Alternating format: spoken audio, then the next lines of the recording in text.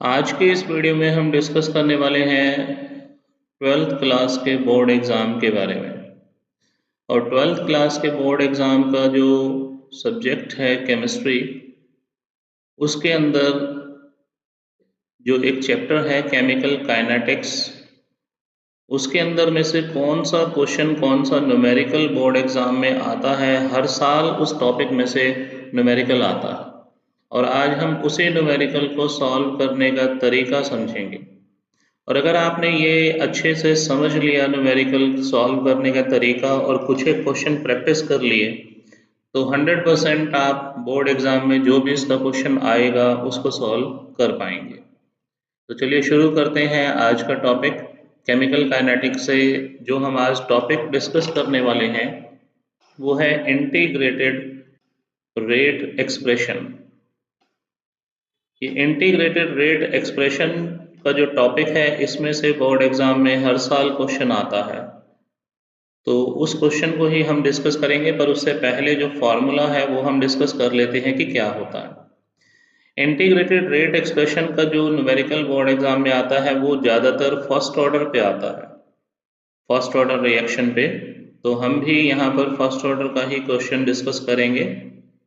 First order के लिए जो एक्सप्रेशन है उसका फॉर्मूला होता है K इज इक्वल टू 2.303, ये पॉइंट है यहाँ पर 2.303 अपॉन T और मल्टीप्लाई में log of A0 by A।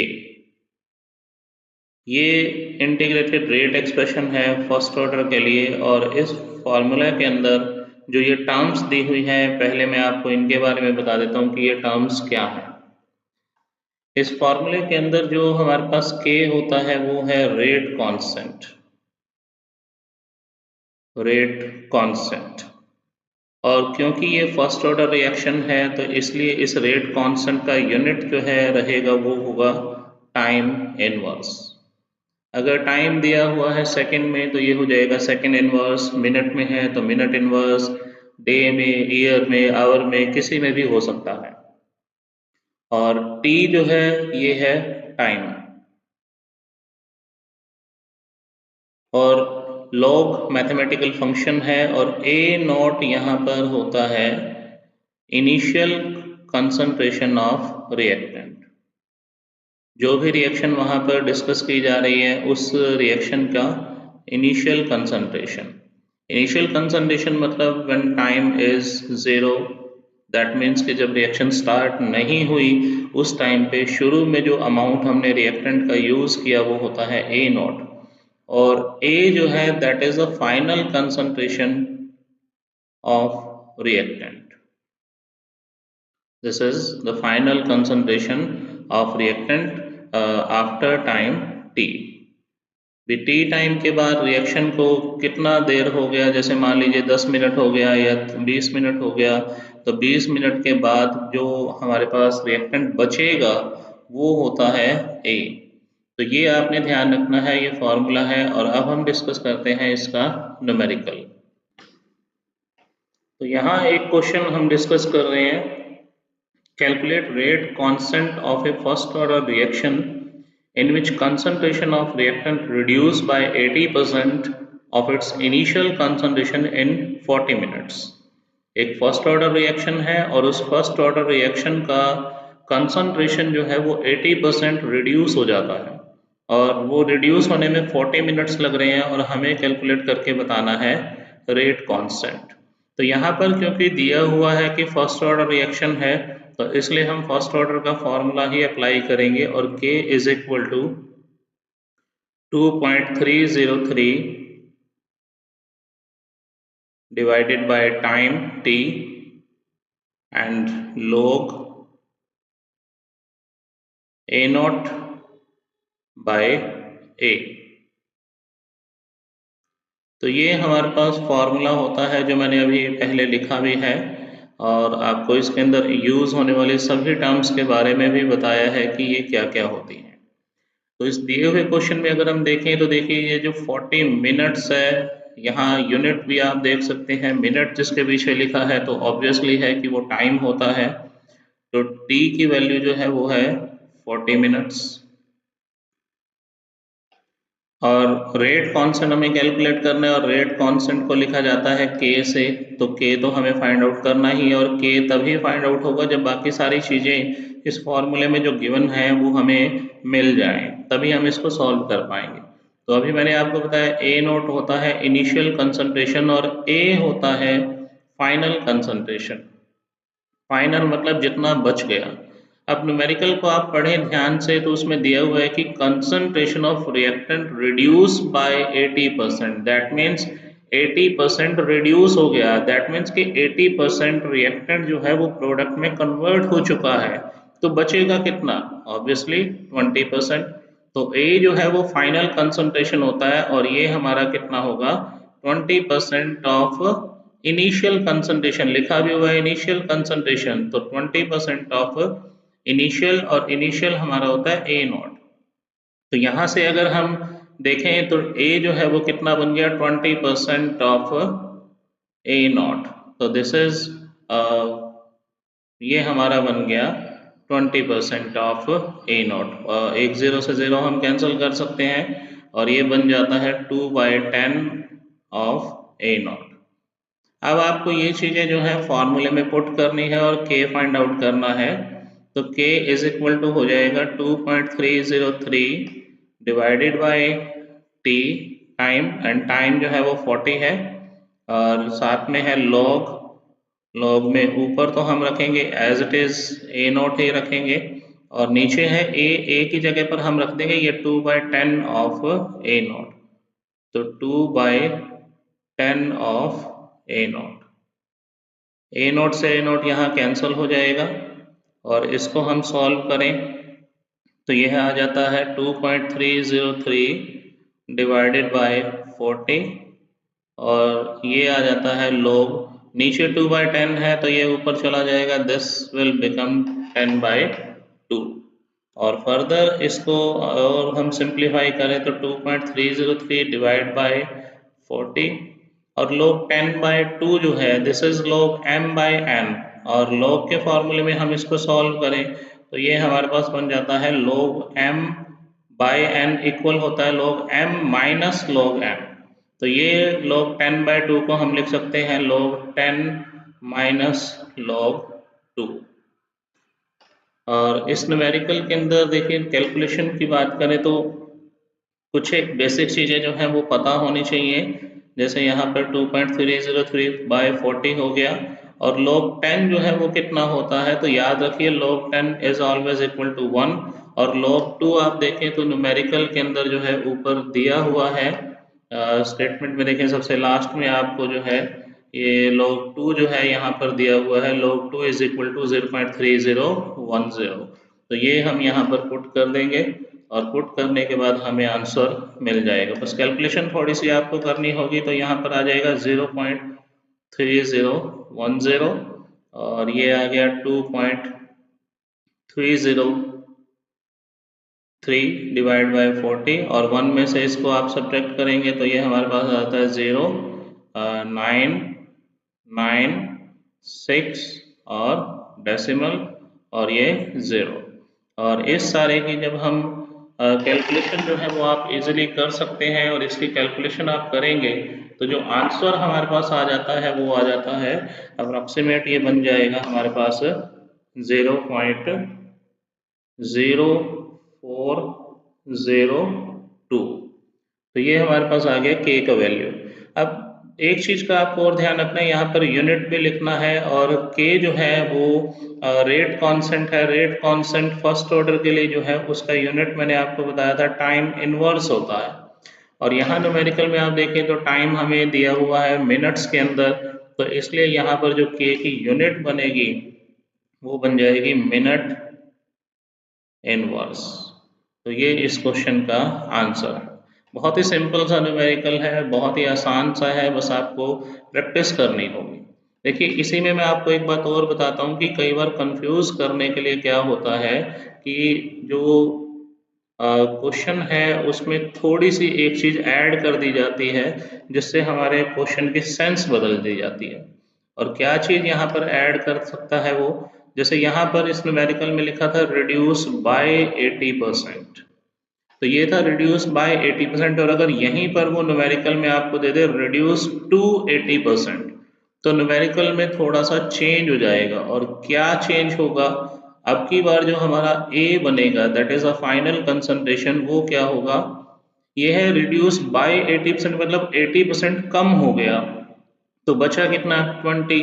अब कह रहा है रिड्यूस टू 80%, यानी रिड्यूस होकर 80% हो गया ये, तो A जो है वो होगा 80% ऑफ A0। तो हम इसको जो है फॉर्मूले में पुट करेंगे और फिर K कैलकुलेट करेंगे। तो न्यूमेरिकल को सॉल्व करते टाइम आपको ध्यान रखना है कि यहाँ पर रिड्यूस बाय है या रिड्यूस टू है, इस चीज का आप ध्यान रखेंगे तो न्यूमेरिकल बहुत ही आसानी से ये वाला सॉल्व हो जाता है। एक क्वेश्चन हम और यहाँ पर डिस्कस करते हैं इसका, उस तरह के क्वेश्चन भी एग्जाम में कई बार आ जाते हैं।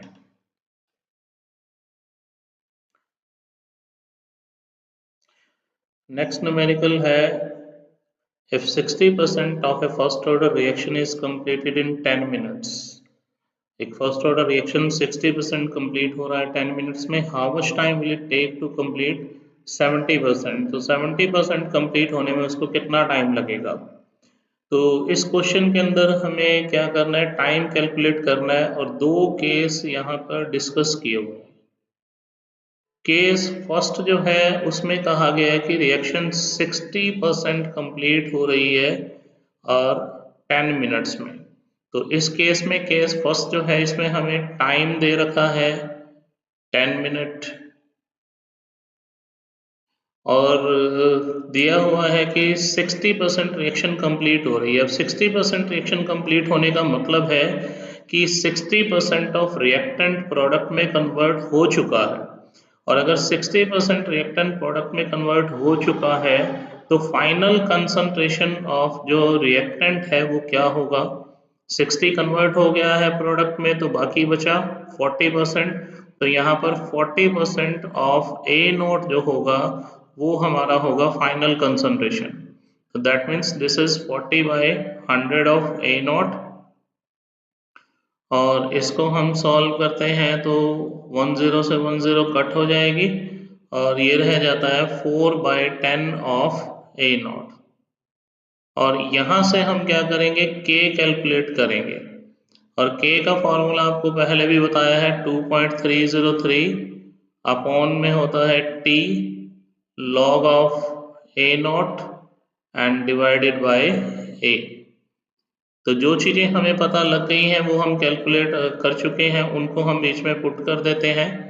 टाइम इस केस में दे रखा है 10 मिनट, और log of A naught by में A है, A हमने देखा है कि 4/10 ऑफ ए नॉट है, ए नॉट से ए नॉट कैंसिल हो जाता है और ये आ जाता है 2.303/10, और यहाँ पर ये सॉल्व होकर नीचे 4/10 है तो ये ऊपर चला जाएगा, ये बन जाता है 10/4, और इसको सॉल्व करते हैं तो ये 2.303/10 log 10/4 को हम लिख सकते हैं log 10 माइनस log 4, और log 10 आपको पहले भी बताया है कि 1 होता है,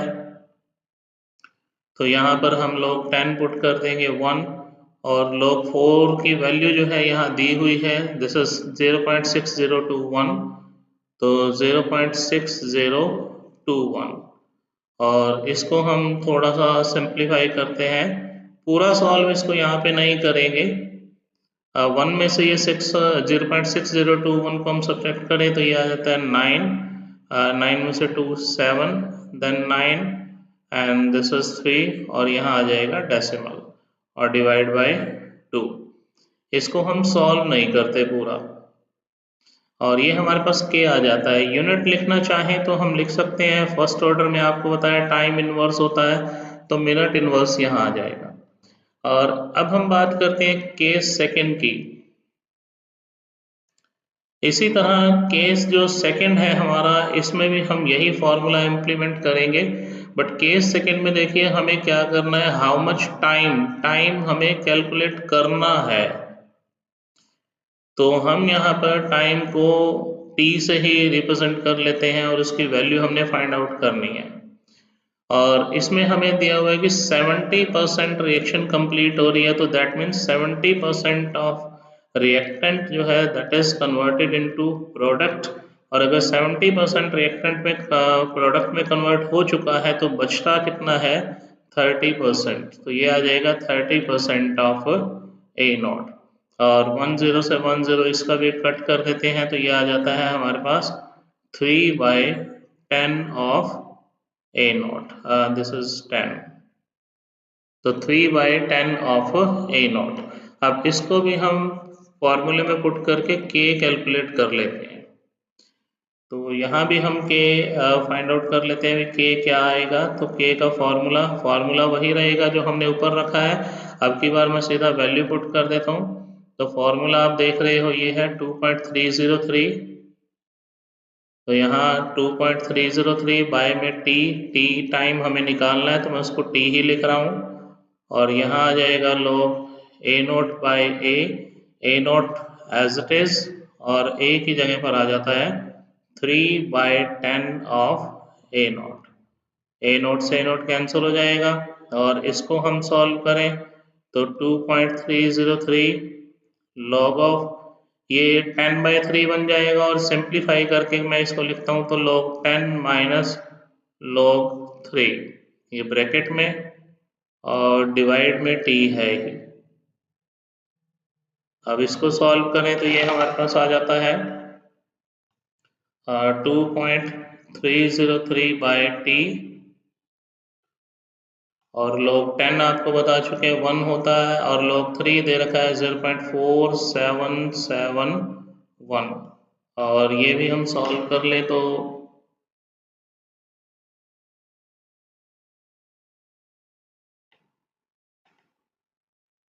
तो हमारे पास यहाँ आ जाता है 2.303 बाय में t, और ये 1 में से सब्ट्रैक्ट करते हैं तो ये आ जाता है 922, और यहाँ आ जाएगा 5, तो जिससे 0.5229। अब हमें क्या करना है, देखिए दोस्तों, जो k हमने निकाला है फर्स्ट ऑर्डर के लिए, एक तो यहाँ से हमने k निकाला, जो k कैलकुलेट हुआ है, एक तो ये हमारा k है जो हमने केस फर्स्ट में कैलकुलेट किया है, और k जो है रेट कांस्टेंट है तो हमने दूसरे केस में भी कैलकुलेट किया है, ये भी हमारा k है। तो दोनों जो k हैं वो सेम होने चाहिए क्योंकि ये तो रेट कांस्टेंट है और ये कांस्टेंट सिर्फ टेम्परेचर पे डिपेंड करता है। तो लेफ्ट हैंड साइड दोनों में k है तो राइट हैंड साइड को हम इक्वल कर देंगे, और राइट हैंड साइड को इक्वल करने के बाद हम यहाँ से कैलकुलेट कर लेंगे कि हमारा t क्या आता है।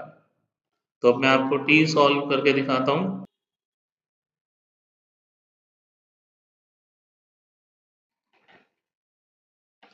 अब k जो हमने यहाँ कैलकुलेट किया इसको हम इक्वल कर देते हैं दोनों को।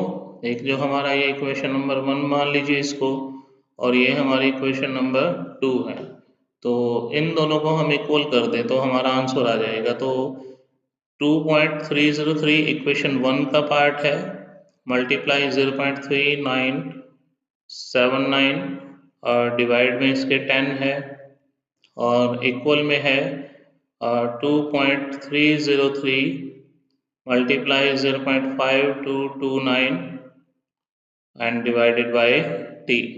तो अब आपको एक बात और समझ में आ गई होगी कि हमने पहले इस इक्वेशन 1 को पूरा सॉल्व करके k कैलकुलेट क्यों नहीं किया, क्योंकि यहाँ भी हमें मल्टीप्लाई करना पड़ता 2.303 से, और यहाँ भी हमें मल्टीप्लाई करना पड़ता 2.303 से, और जबकि अब हमें क्या फ़ायदा हुआ कि 2.303 दोनों साइड है तो ये कैंसल आउट हो जाता है, तो कैलकुलेशन थोड़ी इजी होती है, टाइम थोड़ा बचता है। और इसको सिंप्लीफाई करके अगर हम t निकालें तो यहाँ से आता है 0.5229 मल्टीप्लाई 10 और डिवाइडेड बाय हो जाएगा 0.3979, और इक्वल करके इसको सॉल्व करें तो ये पूरा कैलकुलेशन मैंने कर रखा है पहले, तो ये आता है 13.14। और इसमें आप देखें तो यूनिट जो है टाइम पहले से ही आप देखें तो मिनट में चल रहा है, तो इसलिए हम यहाँ पर जो आंसर हमारा आएगा वो भी मिनट में आएगा। तो ये हमारा आंसर हो जाएगा। तो इस तरह से अगर आप प्रैक्टिस करेंगे न्यूमेरिकल की तो बहुत इजी न्यूमेरिकल है, तो बहुत आसानी से न्यूमेरिकल ये सॉल्व हो जाते हैं। मैं आपको सजेस्ट करूँगा कि एटलीस्ट लास्ट 3 इयर्स के जो पेपर्स हैं, बोर्ड एग्ज़ाम के पेपर्स हैं, आपको ऑनलाइन वेबसाइट्स पे मिल जाएंगे। उन 3 इयर्स पेपर्स के अंदर अगर आप इसके न्यूमेरिकल को सॉल्व करेंगे तो इसके किसी भी तरह के क्वेश्चंस अगर पेपर में आते हैं तो वो आप आसानी से सॉल्व कर पाएंगे। एक और टॉपिक हम यहाँ पर डिस्कस करेंगे जिस पर न्यूमेरिकल आता है, केमिकल काइनेटिक्स के अंदर यह क्वेश्चन आता है, कॉन्सेप्चुअल क्वेश्चन भी आ सकता है, और वैसे वो इनिशियल रेट मेथड का टॉपिक है, पर हम उसको यहाँ पर क्वेश्चन के फॉर्म में डिस्कस करते हैं। इस तरह का क्वेश्चन भी एग्ज़ाम में कई बार आता है, जैसे क्वेश्चन है कि for a reaction A plus B और ये कन्वर्ट हो रहा है प्रोडक्ट में, एक जनरल सी रिएक्शन दी हुई है एग्जांपल के तौर पे, और इसमें कहता है कि अगर concentration of A is double, दो रिएक्टेंट है जैसे यहाँ पर, एक ए है दूसरा बी है, तो फर्स्ट केस में कहता है कि ए की कंसंट्रेशन को जब हम डबल कर रहे हैं तो यहाँ पर रेट ऑफ रिएक्शन जो है दैट बिकम्स 4 टाइम्स, और जब हम बी की कंसंट्रेशन को डबल करते हैं तो rate of reaction does not change. तो इस केस में हमें बताना होगा कि ऑर्डर ऑफ रिएक्शन जो है वो क्या है। तो इसको किस तरह से करेंगे? सबसे पहले हम यहाँ पर अप्लाई करते हैं rate law, and according to rate law R is equal to होता है रेट कांस्टेंट इनटू में first reactant concentration that is A, and multiply by the concentration of other reactant that is B, and concentration terms are raised to their power. Like in case of A, the concentration term is alpha, and in case of B, the concentration term is beta. And we have to find the order of reaction. That means order of reaction is alpha plus beta, sum of concentration terms. तो order of reaction निकालने के लिए हमें यहाँ पर alpha की value भी चाहिए और बीटा की वैल्यू भी चाहिए, और उन दोनों को ही हम ऐड कर देंगे तो वो होगा हमारा ऑर्डर ऑफ रिएक्शन। तो यहाँ पर हम दो केस जो है वो डिस्कस करेंगे। फर्स्ट ऑफ ऑल जो केस फर्स्ट है हमारा, इसको मैं मान लेता हूँ इक्वेशन नंबर 1। अब केस फर्स्ट क्या है? केस फर्स्ट में अब देखें तो फर्स्ट केस में उसने कहा है कि concentration of A is double. ये फर्स्ट केस में ए की कंसंट्रेशन को डबल किया जा रहा है और रेट ऑफ रिएक्शन जो है वो 4 टाइम्स हो जाता है। तो हम फर्स्ट केस को यहाँ पर कंसिडर कर लेते हैं कि फर्स्ट केस हमारा है जिसमें ए की कंसंट्रेशन को चेंज कर रहे हैं, तो रेट ऑफ रिएक्शन चेंज होगा, that is R1 equal to rate constant तो सेम रहता है क्योंकि वो कंसंट्रेशन चेंज करने पर चेंज नहीं होता, और ए की कंसंट्रेशन को चेंज किया है तो ए को हम मान लेते हैं A1, तो A1 पावर अल्फा, और B जो है उसको चेंज नहीं किया गया, इसलिए B को हम B1 या B2 ऐसा कुछ भी नहीं लिखेंगे, B पावर बीटा। और कहा है कि concentration of A is double, तो इसका मतलब जो A1 है वो क्या है, पहले का डबल, और पहले थी A, तो A1 होगा दैट इज 2A, और रेट ऑफ रिएक्शन 4 टाइम्स हो जाता है, तो R1 है रेट ऑफ रिएक्शन अब वाला फर्स्ट केस का, और पहले था R और उसका 4 टाइम्स होगा तो 4 से मल्टीप्लाई कर देंगे। अब हम यहाँ पे पुट कर देते हैं इसके अंदर जो हमारा R1 है इसकी जगह मैं रख देता हूँ 4R इक्वल टू K, और A1 की जगह पे मैं रख देता हूँ 2A क्योंकि कंसंट्रेशन डबल है, this is 2A power alpha, और B जो है एज इट इज, और B की पावर क्या रहेगी, बीटा। और अब हम इसको थोड़ा सा सॉल्व करें तो यहाँ पर देखिए ये 4R एज इट इज, और जो ये 2A की पावर अल्फा है इसको हम अलग अलग कर लेते हैं, 2 raise to power alpha and A raise to power alpha and B raise to power beta. अब इसके अंदर देखिए हमारे पास क्या बन गया, अगर मैं इन टर्म्स को इकट्ठा कर दूं k into A raise to power alpha into B raise to power beta, ये सारी टर्म अगर मैं इकट्ठी कर दूं और साथ में जो मेरे पास 2 की पावर अल्फा है उसको अलग कर दूं, तो 4r is equal to 2 raise to power alpha into में k A raise to power alpha b raise to power beta, ये किसके बराबर बन गया। आप फर्स्ट इक्वेशन में देखें तो फर्स्ट इक्वेशन में k a की पावर अल्फा b की पावर बीटा किसके बराबर है, r के बराबर है, तो इसलिए मैं यहाँ इस सारे की जगह पर रख सकता हूँ r, तो ये बन जाता है 4r is equal to 2 raise to power alpha और उस सारे की जगह अगर रख दिया मैंने r, तो देखिए r दोनों तरफ है, r से r कैंसिल हो गया और 4 इज इक्वल टू आ गया 2 रेज टू पावर अल्फा। अब इसको मैं कैसे सॉल्व करूं, मैं 4 जो लेफ्ट हैंड साइड में है उसको मैं लिख सकता हूं 2 रेज टू पावर 2 और equal to 2 raise to power alpha. अब कंपेयर करें तो यहाँ से हमें अल्फा की वैल्यू जो है वो मिल जाती है और अल्फा हमें कितना मिल गया 1, और इसी तरह से हम कैलकुलेट कर सकते हैं बीटा, हम सेकंड केस को अप्लाई करके। अब सेकंड केस में क्या किया है कि कंसंट्रेशन ऑफ बी जो है उसको डबल कर दिया गया, केस 2 जिसमें बी को चेंज किया है, ए को नहीं किया, तो हमारा रेट ऑफ रिएक्शन मान लेता हूँ R2 इक्वल टू के, ए को चेंज नहीं किया तो A as it is A raise to power alpha, और बी को चेंज किया है तो बी है B2 मान लेता हूँ एंड B2 पावर अल्फा, और चेंज क्या है बी की कंसंट्रेशन को डबल किया है, तो B2 जो है वो पहले वाली concentration initial that is B उसका डबल है, और तो रेट ऑफ रिएक्शन देखिए उसने कहा डज नॉट चेंज, इसका मतलब जो R2 है वो पहले वाले रेट के बराबर ही रहेगा, दैट मीन्स R ही रहेगा। तो अब मैं इसको पुट कर दूं तो R2 की जगह R के ए रेज टू पावर अल्फा और B2 की जगह पर मैं क्या कर दूंगा 2b and power beta, sorry ऊपर भी बीटा करना है यहाँ पर हमारे को, तो ये 2b की पावर बीटा, तो R इज इक्वल टू के ए की पावर अल्फा, और इसको मैं अलग अलग कर देता हूँ, 2 की पावर बीटा अलग कर दिया और b की पावर बीटा को अलग लिख दिया। अब इसमें भी देखिए वही बात बन गई जो हमने पहले बनाई है कि ये जो है k और साथ में 2 की पावर अल्फा भी हम लेंगे, सॉरी k के साथ में a की पावर अल्फा और ये जो है b की पावर बीटा, ये सारा हमारा अगर हम इकट्ठा कर दें तो ये किसके बराबर बन जाता है r के, तो r इज इक्वल टू यहाँ बच गया 2 की पावर बीटा और k a की अल्फा और b की बीटा, इन सब की जगह भी r से r कट जाएगा, कटेगा तो ये माइनस नहीं हो रहा डिवाइड हो रहा है, तो कट के ये 1 आएगा, तो 1 इज इक्वल टू 2 की पावर बीटा।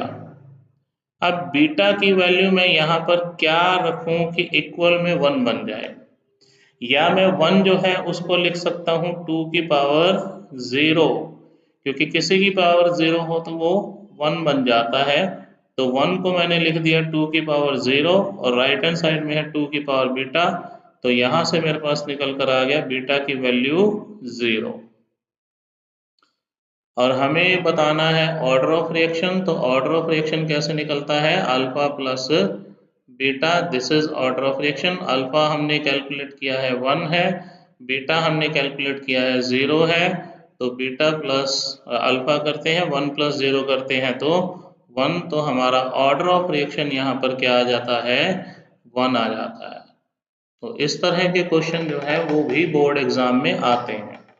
एक बात का और ध्यान रखना होता है, थोड़ा सा मैं आपको बता दूं कि कई बार कुछ केस ऐसे बन जाते हैं, जैसे यहाँ पर देखिए 1 था और यहाँ 2 की पावर बीटा था, हमने 1 को लिख दिया 2 की पावर 0, इधर 2 की पावर बीटा, तो बीटा इक्वल टू 0 बन गया, और ऊपर वाले केस में भी हमने जब सॉल्व किया तो यहाँ था 4 को हमने लिखा 2 की पावर 2 और ये 2 की पावर अल्फा, तो कंपेयर किया तो अल्फा इक्वल टू 2 आ गया। पर कुछ केसेस में ऐसा भी हो सकता है, मान लीजिए लेफ्ट साइड में आ जाए 3 और इधर आ गया 2 की पावर अल्फा। अब अल्फा कैसे निकालेंगे? अब अल्फा की वैल्यू क्या रखी जाए कि आंसर 3 बन जाए? तो यहाँ कोई एक एक्यूरेट नंबर, हम पूरा जो पूर्णांक जिसको बोलते हैं इंटीजर नहीं रख सकते।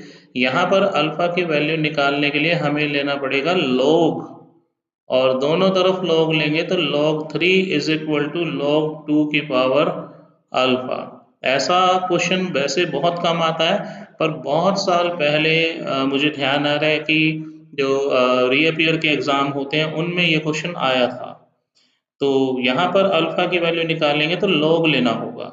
अब log लेंगे तो हमारे पास यहाँ फॉर्मूला बन जाता है, ये जैसे log 2 की पावर अल्फा log m की पावर n हो गया, तो पावर आगे आ जाती है अल्फा log 2, और यहाँ से अल्फा निकाला जा सकता है तो अल्फा क्या आएगा, log 3 बाय में log 2, और log 3 जो है उसकी वैल्यू होती है 0.4771, और log 2 जो है वो होता है 0.3010। तो इसको सॉल्व करके हम अपना अल्फा कैलकुलेट कर सकते हैं।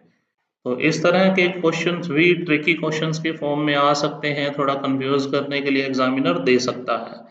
तो ये सेकंड टाइप का न्यूमेरिकल था जो बोर्ड के एग्जाम में अक्सर आता है। तो इसकी भी आप अच्छे से प्रैक्टिस कीजिए, प्रीवियस ईयर्स के पेपर में इसके भी क्वेश्चन मिलेंगे, वो भी आप अच्छे से रिवाइज कर लीजिए। और तीसरे टाइप का जो न्यूमेरिकल यहाँ पर एग्जाम में आ सकता है वो है अरेनियस इक्वेशन पे, जो ये यहाँ पर लिखी हुई है कि if the rate of reaction doubles when the temperature is changed from 300 to 310 Kelvin, calculate activation energy।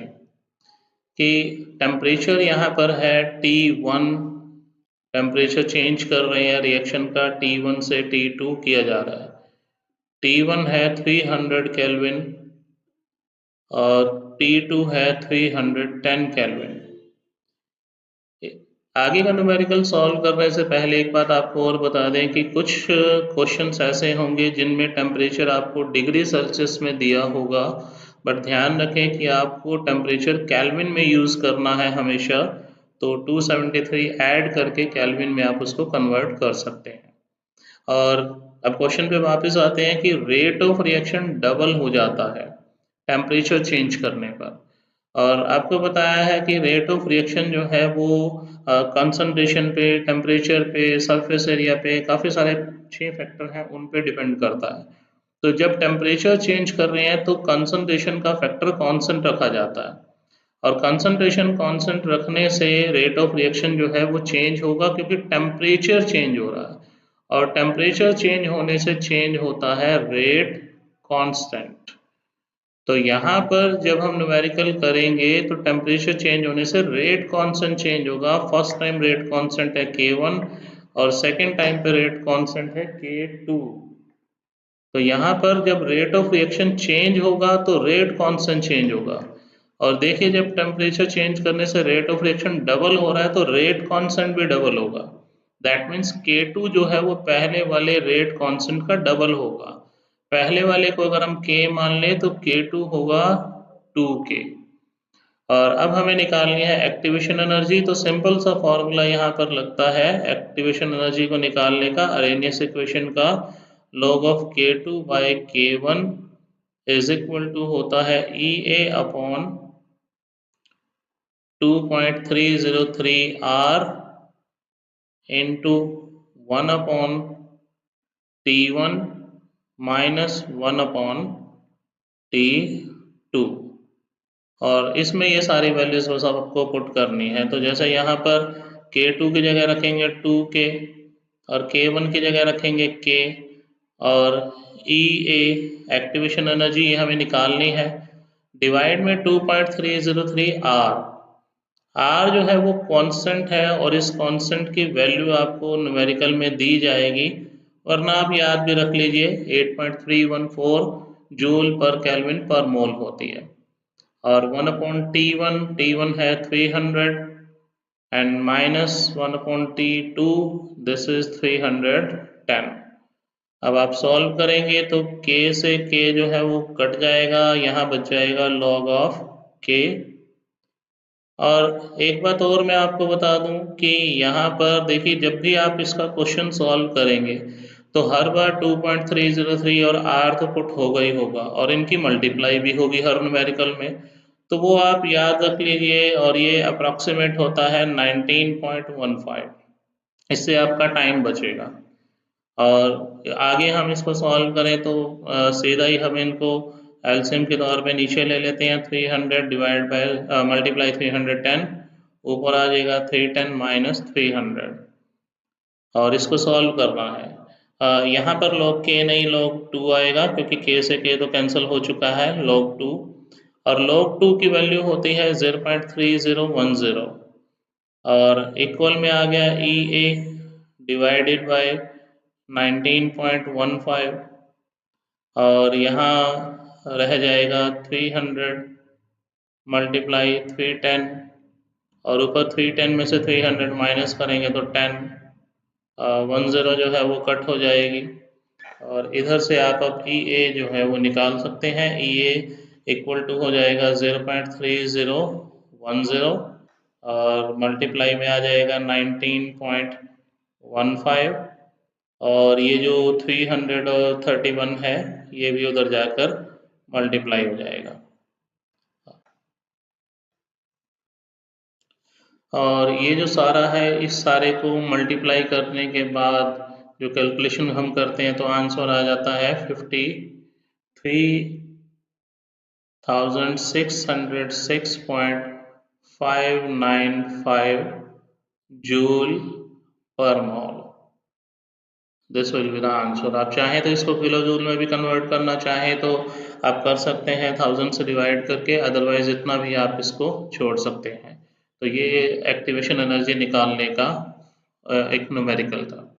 तो ये 3 तरह के न्यूमेरिकल जो आपको मैंने बताए हैं आज, इन तीनों तरह के न्यूमेरिकल में से जरूर आपको न्यूमेरिकल बोर्ड एग्जाम में मिलेंगे। आप इनकी प्रैक्टिस कीजिए, वीडियो को दोबारा से देखें अगर समझ में नहीं आया तो, और कम से कम पिछले 3-4 सालों के पास्ट ईयर के जो पेपर्स हैं उनमें इनके आए हुए क्वेश्चंस को ज़रूर प्रैक्टिस करें, तो अच्छे से आपको समझ में आएगा, और होप्स हो कि आप इसका न्यूमेरिकल बोर्ड एग्जाम में कर पाएंगे। तो इस तरह की वीडियोस हम आपके लिए लाते रहेंगे बोर्ड एग्जाम में, जो आपकी हेल्प करेंगे। और +2 के एग्ज़ाम के बाद हम कुछ वीडियोस जो हैं कॉम्पिटिटिव एग्ज़ाम्स के लिए भी लाएंगे। जो बच्चे आईआईटी की या नीट की तैयारी कर रहे हैं उनमें भी कुछ इस तरह के क्वेश्चंस को हम डिस्कस करेंगे। तो आपके लिए ये वीडियोस बहुत हेल्पफुल रहेंगी। तो अगर आपको हमारी वीडियोस अच्छी लग रही हैं और आपको बेनिफिट लगता है कि होगा कोई ना कोई, तो आप जो हमारे चैनल को सब्सक्राइब कर लें, वीडियो को लाइक भी ज़रूर करें और शेयर करें उन लोगों तक भी जिनको इनकी ज़रूरत है। तो मिलेंगे आगे की अगली वीडियोस में नए टॉपिक के साथ, जिनसे आप अच्छी तैयारी कर पाएंगे।